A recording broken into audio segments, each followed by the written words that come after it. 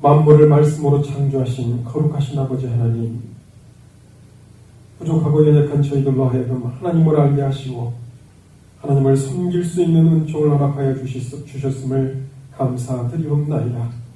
아버지 하나님, 우리가 세상을 살아감에 있어서 이 세상 것에 유혹을 받지 않도록 주님 인도하여 주셔서 더욱더 하나님께서 말씀하시는 바 안목의 정욕과 육체의 정욕과 이생의 자랑에 얽매이지 아니하고 오직 예수 그리스도의 뒤를 자르는 십자가인 군병들로 더욱더 부족함이 없이 하나님을 기쁘시게 하는 삶을 살 수 있도록 저희들을 인도하여 주시옵기를 소원합니다. 그래서 우리 주변에 아직도 하나님을 알지 못하며 인생의 목적이 무엇인지 모르며 어디로 가는 것을 알지 못하며 살아가는 인생들에게 그리스도 예수를 소개할 수 있는 거룩한 하나님의 자녀들이 될 수 있도록 주님 인도하여 주시옵기를 소원하옵고, 주께서 교회를 세우신 이 주인 교회가 마지막 시대의 사명을 잘 감당하여 주 오시는 그날까지 복음을 전파하며 찬양하며 말씀을 묵상하며 기도하며 더욱더 하나님께서 원하시는 아름다운 교회로 성장하여 갈 수 있도록 주님 축복하여 주시옵기를 소원하옵고, 예배드리는 첫 시간 마치는 시간까지 주님께서 홀로 영광 받으시옵기를 원하오며 살아계신 우리 주 예수 그리스도의 이름으로 기도드렸사옵나이다. 아멘. 우리 성경 말씀 사도행전 3장 19절부터 26절까지의 말씀 같이 보시겠습니다. 사도행전 3장 19절부터 26절까지의 말씀, 신약성경 191페이지입니다. 신약성경 191페이지 찾으신 줄 알고 공독해 올리겠습니다. 그러므로 너희가 회개하고 돌이켜 너희 죄 없이 함을 받으라. 이같이 하면 유쾌하게 되는 날이 주 앞으로부터 이를 것이요, 또 주께서 너희를 위하여 예정하신 그리스도 예수를 보내시리니 하나님이 영원전부터 거룩한 선지자의 입을 의탁하여 말씀하신 바 만유를 회복하실 때까지는 하늘이 마땅히 그를 받아두리라. 모세가 말하되 주 하나님이 너희를 위하여 너희 형제 가운데서 나 같은 선지자 하나를 세울 것이니 너희가 무엇이든지 그 모든 말씀을 들을 것이라. 누구든지 그 선지자의 말을 듣지 아니하는 자는 백성 중에서 멸망을 받으리라 하였고, 또한 사무엘 때부터 오므로 말한 모든 선지자도 이때를 가리켜 말하였느니라. 너희는 선지자의 자손이요 또 하나님이 너희 조상으로 더불어 세우신 언약의 자손이라. 아브라함에게 이르시기를 땅 위의 모든 족속이 너의 씨를 인하여 복을 받으리라 하셨으니 하나님이 그 종을 세워 복 주시려고 너희에게 먼저 보내사 너희로 하여금 돌이켜 각각 그 악함을 버리게 하셨느니라. 아멘. 우리 사도행전 3장 19절부터 26절까지 만유를 회복하실 때까지라는 제목으로 같이 말씀을 나누고자 합니다. 그저께 정글의 법칙이라는 프로그램을 했어요. 그저께 누구죠? 그 키 작은 사람 이름이 뭐죠? 김병만. 김병만이 나와가지고 아프리카 사바나 지역에 올드바이라는 곳이래요. 올드바이라고 하는 곳에 가서 첫 촬영을 했는데, 그 올드바이라고 하는 곳이 지형이 5칸으로 나뉘어져 있다는 거예요. 그래서 그 5칸이 시대별로, 그래서 200만 년 전에 오스트랄로피테쿠스가 살았다는 거, 그 다음에 호모 하빌리스, 그 다음에 호모 에렉투스, 사피엔스, 이렇게 해서 최종 18,000년 전까지 그 지형이 그대로 거기에서 나와 있다 하는 내용의 이야기를 하면서 화석들을 보여줬습니다. 화석. 우리가 그런 사실들을 보면서 이런 생각을 할 수 있죠. 야, 200만 년 전부터 원숭이가 지금 인간이 되기까지 그렇게 시대가 쫙 흘러왔구나. 그래서 인간은 진화된 것이로구나 이렇게 생각할 수 있습니다. 세상은 두 가지로밖에 나뉘지 않습니다. 창조되었느냐 진화되었느냐. 만약에 진화됐다면 모든 종교는 거짓입니다. 그냥 자기 마음대로 살면 됩니다. 그렇게 살다가 죽으면 됩니다. 그러나 만약에 창조된 것이라면 세상의 종교가 300가지 정도 됩니다. 그 가운데 이 세상을 창조한 분은 딱 한 분이십니다. 여러 명의 신이 세상을 창조했을 리는 없습니다. 그런데 창조론은 진화론의 설명이 가능합니다. 왜 그러냐면 창조는 부분 진화를 인정합니다. 종과 종의 연계성은 부정합니다. 닭이 원숭이도 되고 닭이 사람이 되고 개도 되고 이렇게 됐다고 하는 화석을 찾을 수 없습니다. 중간 화석이 없습니다. 그러나 같은 종 안에서의 진화는 인정합니다. 이것이 창조론입니다. 시간이 얼마나 흘렀는지 아담과 하와가 죄를 범하고 타락한 그때부터 지금까지 6246년으로 계산을 합니다. 그러나 아담과 하와가 타락하기 이전에 세상에 얼마나 많은 시간이 흘렀는지 알 수 없습니다. 성경이 하나님이 창조하셨다 하고 타락하기 전까지 시간이 얼마나 흘렀는지 설명이 안 되어 있습니다. 알 수 없어요. 그래서 창조론은 진화론을 포용해서 설명하고 있습니다. 그러나 진화론은 창조론을 수용할 수 없습니다. 우연히 세상이 만들어졌다고 하는 거니까 하나님이 창조했다는 사실을 인정할 수 없다는 거죠. 자, 우리가 세상이 만약에 진화됐다면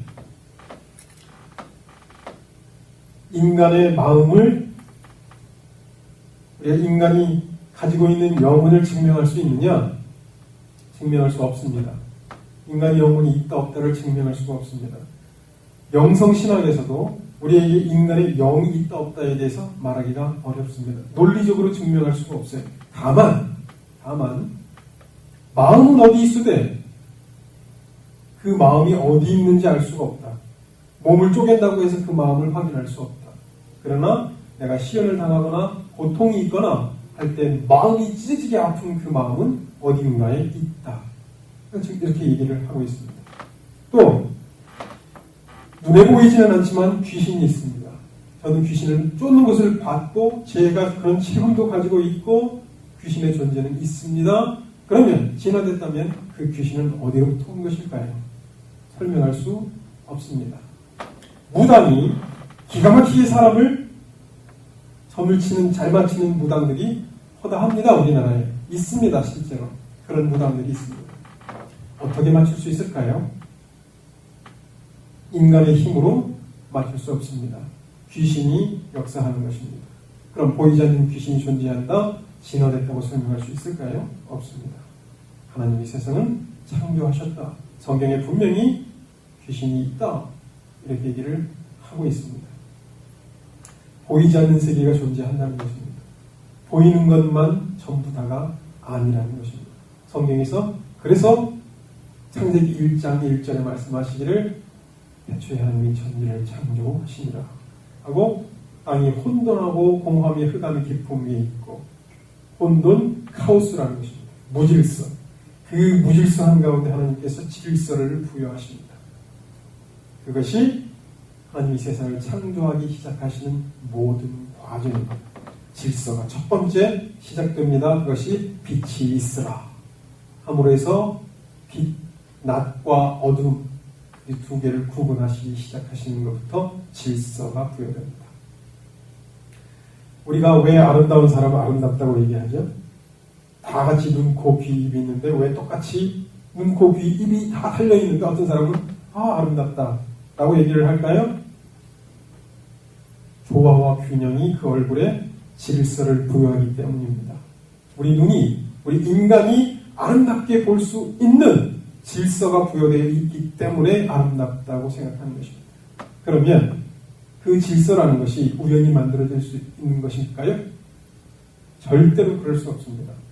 질서는 질서를 부여하는 자에 의해서만 생기는 것입니다. 그래서 질서가 무너지면 얼굴의 균형이 무너지면 보기 싫은 겁니다. 질서가 무너지면 모든 것이 무너지는 것입니다. 그래서 하나님은 그 질서를 회복시키시기 위해서 이 땅에 예수 그리스도를 보내셨다는 것입니다. 오늘 본문의 말씀이 바로 그것을 얘기하고 있습니다. 첫 번째, 그러므로 너희가 회개하고 돌이켜, 그러므로 라고 하는 단서를 붙였습니다. 19절에. 그러므로 그것이 무엇이냐? 베드로와 요한이 성전에 가다가 안진뱅이가 있었습니다. 그 안진뱅이에게 줄 것이 없으니까 내가 가진 것은 없지만 내가 내게 있는 것으로 너에게 주노니 나사렛 예수 그리스도의 이름으로 일어나 걸으라! 그랬더니 그 안진뱅이가 벌떡 일어나서 걸어갔습니다. 수많은 사람들이 깜짝 놀랐습니다. 성전 미문에 앉아서 항상 동냥하던 사람인데 그 사람이 갑자기 일어나서 걷는 거예요. 그래서 그 사람한테 물었어요. 그랬더니 저 사람들이 나로 하여금 걷게 했다. 그래서 그 사람들한테 몰려간 것입니다. 요한과 베드로한테 몰려가서 너희가 어째 이런 일을 했느냐. 그래서 베드로와 요한이 설명을 하기 시작합니다. 우리는 예수 그리스도의 뒤를 따라서 복음을 전하는 사람들이었고 너희들이 잡아서 죽인 그 예수 그리스도의 이름으로 우리가 이 사람을 걷게 하였다. 예수 그리스도는 하나님께서 보내신 메시아다, 그리스도다. 이것을 설명한 것입니다. 앞에 설명했어요. 그래서 하나님께서 모든 선지자들을 통해서 계속 예수 그리스도를 보내셔서 메시아를 보내서 앞으로 온 만유를 회복하실 것이다라고 얘기했던 그분이 바로 이 예수 그리스도다 설명을 한 것입니다. 그러므로 이렇게 얘기한 것입니다. 19절에 그러므로 너희가 회개하여 돌이켜 너희 죄 없이 함을 받으라. 그리하면 이같이 하면 유쾌하게 되는 날이 주 앞으로부터 이를 것이요. 회개하고 돌이켜 이렇게 얘기했습니다. 회개하고 돌이켜. 무엇을 회개하고 어디로 돌이키라는 것일까? 이 베드로가 얘기한 것은 인간의 원죄와 자범죄 모두를 포함하고 있는 것입니다. 본문 자체에서는 예수 그리스도를 십자가에 못 박게 해서 죽인 너희들의 죄, 그 죄와 너희들이 갖고 있는 죄, 그거에서 돌이켜 그랬습니다. turn to God 그랬습니다. NIV 성경에 보면 turn to God, 하나님에게 돌이켜. 그럼 그것은 무엇을 의미하는 것일까요? 회개라는 것은 내 뜻대로 사는 것을 의미합니다. 내 맘대로 살던 너의 삶 가운데 너희들이 네 맘대로 살던 그 삶에서 돌이켜. 그래서 원어 성경에는 관역, 화살이 관역에 제대로 맞추지 못하는 것에 대해서 회개라고 얘기를 했습니다. 관역을 딱 맞춰서 하나님께서 원하시는 그 하나님의 뜻, 그 뜻대로 살지 않던 너희들의 삶에서 돌이키라는 것입니다. 하나님의 뜻을 알지 못하고 예수 그리스도를 십자가에 못 박았습니다. 유태인들이. 그런데 그 상황에서 너희들이 다시 돌이켜 하나님께서 원하시는 삶의 방향을 바꾸라는 것입니다. 그리하면 너희들이 돌이켜서 하나님께서 너희들 삶의 우선순위 가장 먼저 하나님을 섬기는 그 삶으로 돌이킨다면 유쾌하게 되는 날이 주께로부터 이를 것이요. 유쾌하게 되는 날이 어느 때느냐, 어느 때를 말하는 것이냐, 죄를 사함받은 날 혹은 예수 그리스도가 이 땅에 재림하는 날, 이렇게 두 가지로 설명합니다. 그래서 그 후반절에 보면 만유를 회복하실 때까지, 만유를 회복하시는 그 날 같이 병행을 형성한다는 것입니다. 유쾌하게 되는 날이 주로부터 이를 것이요, 주 앞으로부터 이를 것이요, 또 주께서 너희를 위하여 예정하신 그리스도 예수를 보내시리니, 앞에서 얘기하는 주는 누구죠? 하나님입니다. 하나님께서 예수 그리스도를 보내시리니. 그런데 단서가 붙어 있습니다. 뭐라고 단서가 붙어 있냐면 너희를 위하여 예정하신 그랬습니다. 너희를 위하여 예정하신, 이미 정해놓으신 때가 있다는 것입니다. 예수 그리스도가 이 땅에 올 때가 있다. 이미 예정되어 있는 그 예수 그리스도, 그를 보내실 것이다. 그래서 21절에 하나님이 영원전부터 거룩한 선지자의 입을 의탁하여 말씀하신 바. 자, 여기서 한 가지 우리가 짚고 넘어가야 될 문제가 있습니다. 하나님이 영원 전부터 이미 예정하셨다는 것입니다. 예수 그리스도가 이 땅에 오실 것을. 우리가 신기하지 않아요? 그러면 인간이 타락할 거 하나님이 다 알고 계셨다는 것입니다. 이미 영원 전부터 이미 하나님께서 예정을 하셨습니다. 예수 그리스도를 보내셔서 인간을 구원하기로. 그러면 그것이 무슨 말입니까? 하나님께서 온 인류의 역사를 이미 어떻게 진행될 줄 알고 계셨다는 이야기입니다. 그리고 신학에 3대 난제가 있어요. 우리 신학 공부를 하면서 3대 난제가 있는데 그 중에 하나가 삼위일체입니다. 삼위일체. 어떻게 하나님이 아들도 되시고 성령님도 되시느냐. 설명하기가 어렵습니다. 풀기가 어렵습니다. 우리 인간의 3차원적 사고방식으로 이해할 수 없습니다. 그러나 하나님이 예수님이고 예수님이 성령입니다. 그분이 한 분이다. 풀기가 어렵다는 겁니다. 또 한 가지가 어떻게 선한 하나님이 모든 그 선함으로 가득 차신 그 하나님이 왜 그 가운데 악이라고 하는 존재가 생기게끔 하셨느냐에 대해서 설명하지 못합니다. 이 신학의 난제입니다. 그런데 우리가 확실하게 알 수 있는 것은 그 왜 하나님이 자 한번 생각해 보세요. 온 우주가 있어요. 근데 여기 악이 있어요.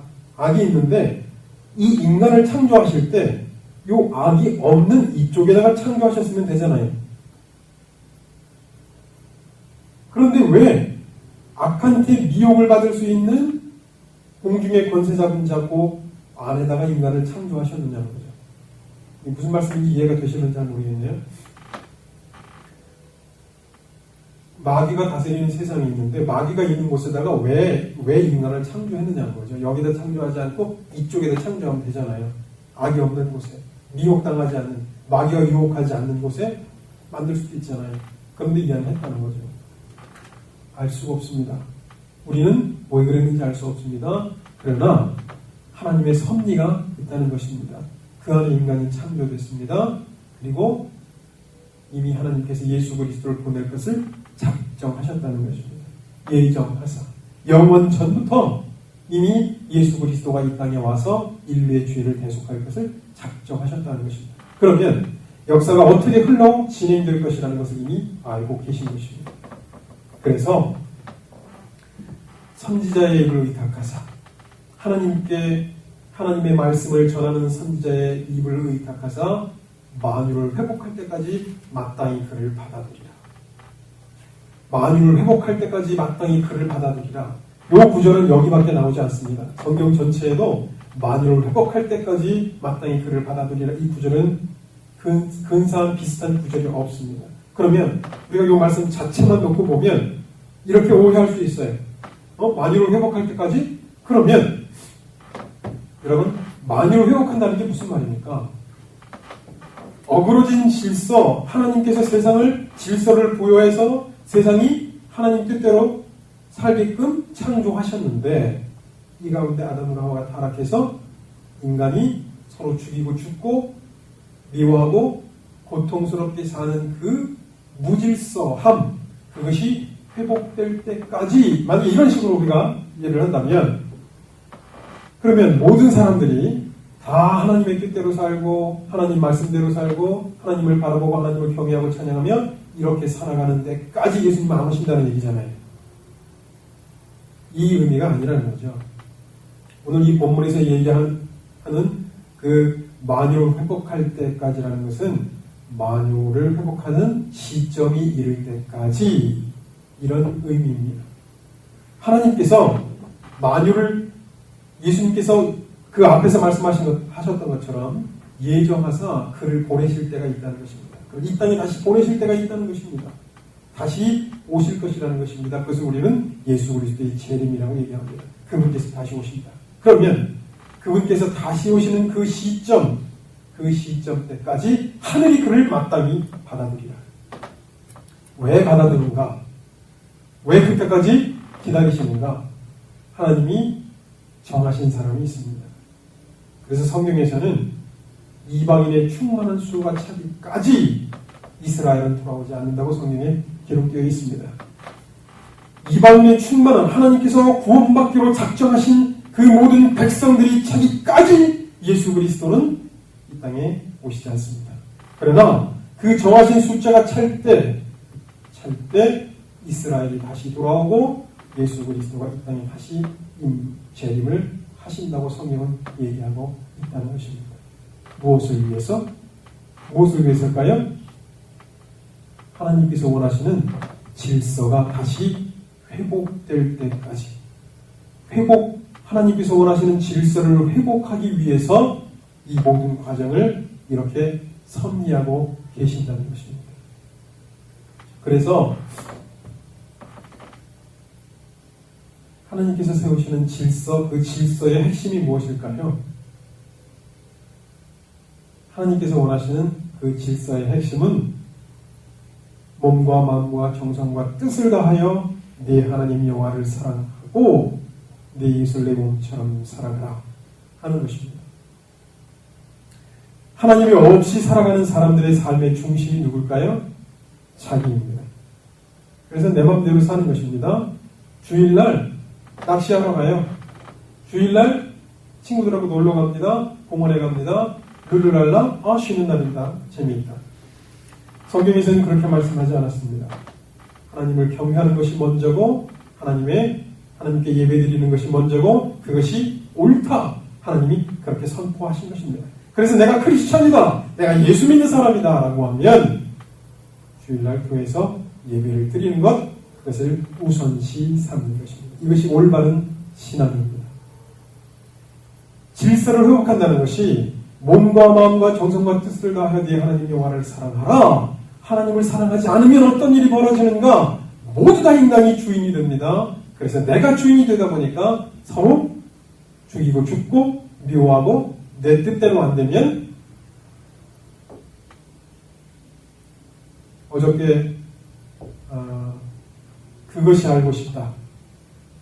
거기에서 어머니랑 형하고 죽인 그 둘째 아들에 대해서 방영을 했어요.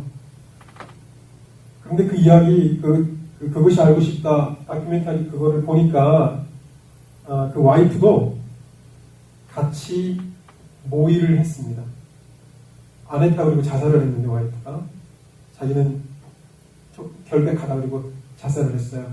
그런데 정황상 증거, 그 휴대폰 메시지를 다 지워버렸는데 그걸 다 다시 회복시켜서 휴대폰 카카오톡의 내용을 보니까 그 여자도 같이 모의를 했다는 것입니다. 며느리가 아들을 꼬드겼습니다. 아들도 동조했고 그 아들이 여자 말이면 껌뻑 죽었다는 거예요. 그래서 자기 8천만 원 빚을 갚기 위해서 자기 엄마 재산 가지고 있는 6억이 탐이 나서 엄마도 죽이고 형도 죽이고 형은 도망을 내서 땅속에 묻고 엄마도 산속에 묻고 그런 무서운 범죄를 저질렀다는 것입니다. 아들이 키워준 아들이 자기 부모를 자기 형을 여러분 이런 악이 어디서부터 오는 걸까요? 인간 자신이 그 악이 들어온 그 무질서 하나님께서 창조하신 그 창조의 본연의 모습이 인간이 그런 모습으로 창조됐겠는가? 그렇지 않습니다. 하나님은 인간을 선하게 창조하셨습니다. 그런데 그 선한 인간이 질서를 잃어버린 것입니다. 하나님을 경외하지 않고 자기가 주인이 되다 보니까 인류 역사의 처음과 끝이 다 그것입니다. 그래서 가인이 하나님을 두기를 그 마음에 원치 않았던 하나님이 자기의 주인이 아니었던 가인이 자기 동생을 죽입니다. 미워하는 마음 때문에 그 마음을 주체를 하지 못한 것입니다. 여러분 내가 어떻게 아들이 엄마도 죽이고 형도 죽이고 어떻게 동생 가인처럼 동생을 그렇게 죽일 수 있을까? 범죄라는 것은요 순간입니다. 충동적인 것입니다. 욱하는 순간 총을 쏠 수도 있고 칼을 찌를 수도 있고 인간 마음 자체가 그렇습니다. 그런 마음 자체를 먹는다는 것, 그것이 하나님은 악이라는 것입니다. 그래서 인간은 스스로 구원받을 수 없습니다. 오직 하나님의 은혜로만 구원을 받는다는 것입니다. 그 하나님을 잃어버리고 자기 혼자 살아가고 자기가 주인이 되어서 자기 마음대로 살아가는 그 인생의 무질서함들을 다시 회복하시는 때가 있다는 것입니다. 그런데 그때가 점점 가까이 다가오고 있다는 것입니다.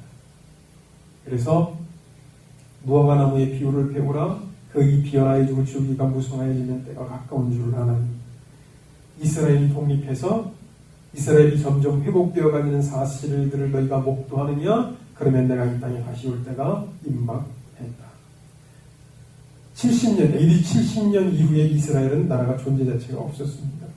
1948년도 독립하기까지 거의 2000년이라고 하는 세월 동안 나라가 없이 방황하던 사람들이 나라가 다시 생겼습니다.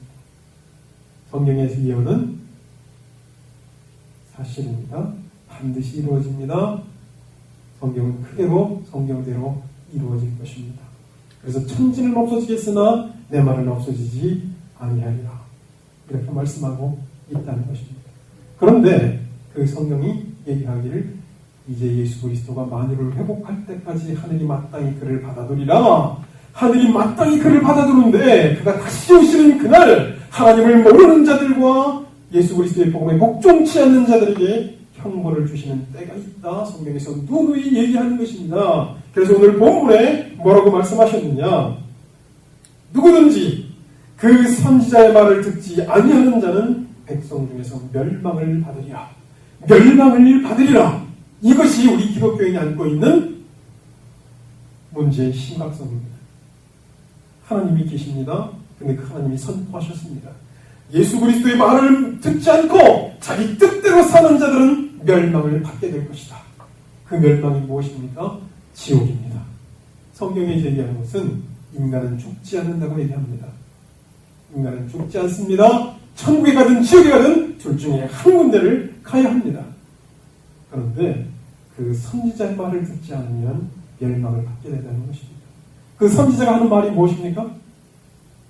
그것이 바로 복음입니다. 복음.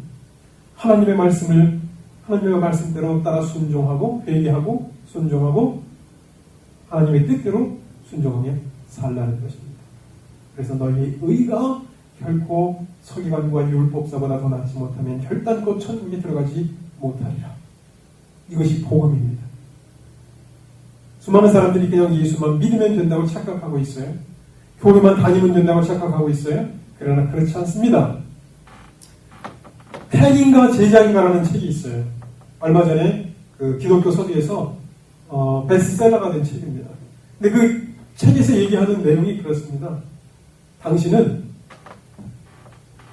예수 그리스도가 하신 일, 하나님께서 하신 일에 대해서 박수만 치는 사람이냐 이겁니다. 구경하는 사람이냐, 박수만 치는 사람이냐, 아니면 진짜로 성경에서 얘기하고 있는 예수님이 말씀하시고 있는 제자냐, 이것을 묻고 있었던 내용입니다. 예수님이 원하시는 것은 제자입니다. 예수 그리스도의 뒤를 따르는 자입니다. 앉아서 박수만 치면서 잘한다. 선교가 그래 잘 갔다 와. 잘 가네. 전도하러 가. 그래 잘 전도해.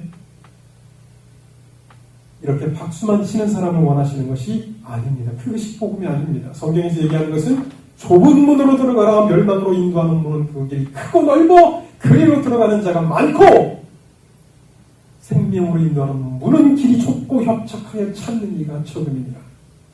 생명으로 가는 것, 그것이 영적으로 사는 것, 육체대로 사는 것이 아니라 하나님 뜻대로 영적인 삶을 사는 것임에도 불구하고 수많은 사람들이 자기 뜻대로 살면서 자기가 구원받은 하나님의 백성으로 착각하고 있다는 것입니다. 선지자의 말을 들으라. 그 말을 듣지 아니하면, 백성이 듣지 아니하면 백성 중에서 멸망을 받으리라 하였고, 하나님께서 그 종을 세워 복을 주시려고 너희에게 먼저 보내사 너희로 하여금 돌이켜 각각 그 악함을 버리게 하셨느니라. 예수 그리스도를 이 땅에 보내신 것이요, 악함을 버리게끔 하기 위해서 보내셨다는 것입니다. 악함을 버리기 위해서. 근데 우리 인간은 나는 악하지 않다고 생각해요. 내 악함이 무엇인지를 몰라요. 내 뜻대로 사는 것이 악함이고 내 욕심대로 사는 것이 악함인 것에 대해서 성경은 규정하고 있습니다. 그래서 형제에게 라가라고 하는 자는 공회에 잡히게 되고 미련한 놈이라고 하는 자는 지옥불에 떨어지게 되리라. 지나간 여인을 보고 미움을 품은 자마다 이미 간음하였느니라. 형제를 보고 미워하는 마음을 품은 자마다 이미 살인하였느니라. 이런 모든 것들을, 그 악함을 버리라는 것입니다. 이것이 돌이켜 회개해서 사는 그리스도인의 삶을 얘기하는 것입니다. 그래서 우리 크리스천의 삶은 어떠해야 되느냐? 선해야 한다는 것입니다. 선해야 하고 거룩해야 하고 경건해야 하고 정결해야 하고 죄를 짓지 않고 살아야 한다는 것입니다. 이것이 성경에서 얘기하고 있는 복음입니다. 만유를 회복하실 때까지 그가 예정하신 시점에, 이제 정하신 그 시점에 하나님의 말씀에 순종하여 하나님을 따르는 자들, 그들과 함께 하나님께서 원하시는 아름다운 하나님의 나라를 이루실 것이다. 이것이 성경에서 얘기하고 있는 핵심입니다. 그래서 1000년 동안 그리스도로 더불어 너희가 왕노릇하리라. 오늘 여기 본문에서 계시록 1장 5절 6절에서도 그 아버지 하나님을 위하여 우리를 나라와 제사장으로 삼으신 그랬습니다. 우리를 하나님의 나라와 제사장으로 삼으신 그에게 영광과 능력이 세세토록 있기를 원하더라. 우리를 우리 죄에서 해방하시고 예수 그리스도 없이는 죄를 용서받을 수 없습니다. 예수 그리스도 안에서만 죄에 대한 용서가 있고 예수 그리스도 안에서만 구원이 있습니다. 그 예수 그리스도의 피값을 통해서 우리가 구원을 받은 것이고 그 구원받은 백성은 이제 하나님이 원하시는 것처럼 경건하고 의롭고 깨끗한 삶을 살아야 한다는 것입니다. 그리스도의 삶이, 그래서 우리 교회가 성결교회입니다. 거룩하게 살아야 한다는 것입니다. 하나님 앞에 깨끗하게 살아야 한다. 성결교회. 그분이 우리를 나라와 제사장으로 삼으셨기 까닭에 이제 회복되는 질서, 그 질서를 회복하시기 위해서 하나님께서 마땅히 그를 받아주시고 정한 때가 되면 이 땅에 예수 그리스도가 오시기 이전에 여러 가지 징조를 여기다가 기록해 놓았습니다. 그것이 성경의 예언입니다. 그래서 이러이러한 일들이 있을 것이다. 그리하면 내가 갈 때가 된 줄을 알라. 물론 기독교 내 오류도 있지요. 감리선교회처럼 1992년 10월 28일 예수님이 오신다는 오류도 있지요. 그러나 예수님이 오신다는 사실은 분명한 사실입니다. 하나님의 약속입니다. 예수 그리스도가 2000년 전에 오셨다는 것처럼 이제 다시 오실 것입니다. 그런데 성경은 뭐라고 말씀하셨느냐? 복을 주시기 위해서 다시 오신다는 것입니다. 그 종을 세워 복 주시려고 너희에게 먼저 보내서 우리에게 보내셨습니다. 이제 이 땅에 다시 오실 때 하나님의 원하시는 아름다운 복된 나라, 인간이 생각지도 못했던 복을 누리는 아름다운 그 나라가 이루어질 것이다. 성경에서는 이렇게 얘기를 하고 있습니다. 또 우리가 회복될 때까지 어떻게 해야 된다는 것일까요? 성경에서 얘기하는 것처럼 내 자신을 먼저 준비하고 복음을 전하는 것을 때를 얻든지 못 얻든지 항상 복음을 전파하라.